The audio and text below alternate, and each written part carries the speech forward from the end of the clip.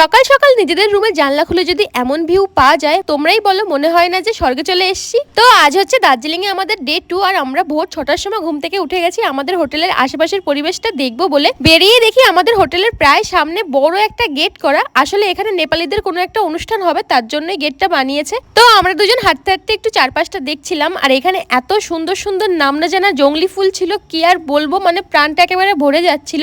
এগুলো কিন্তু কেউ লাগায়নি, একেবারে নিজের থেকেই হওয়া। আশেপাশে ঝোপঝাড়ের মধ্যে এরকম কত যে ফুল ছিল কি আর বলবো। আমার কাছে পাহাড় বরাবরই ভীষণ প্রিয়, কিন্তু সামনাসামনি দেখার সৌভাগ্য এর আগে কোনোদিনও হয়নি, এই ফার্স্ট টাইম। তো আমি মনে করছিলাম যে আমি যেন একেবারে স্বর্গে চলে এসেছি। এটাই দেখো শুধুমাত্র একটা দেওয়াল, তাও কতটা সুন্দর। তো আমরা এখানে অনেক ফটোশুট করে নিলাম। তো এবার আমরা হোটেলে ফিরে গিয়ে একটুখানি রেডি হয়ে আবার ঘুরতে বেরোবো। আগের দিন সন্ধ্যাবেলা যখন মেলে গেছিলাম তখন একটা গাড়ি ঠিক করেছিলাম আশেপাশে সাইট সিন করার জন্য। আর সত্যি কথা বলতে ওই এজেন্সির থেকে অনেক কম টাকায় আমরা পেয়ে গেছিলাম। এই যে আমাদের গাড়ি চলে এসেছে আর এখন যাচ্ছি ঘুরতে।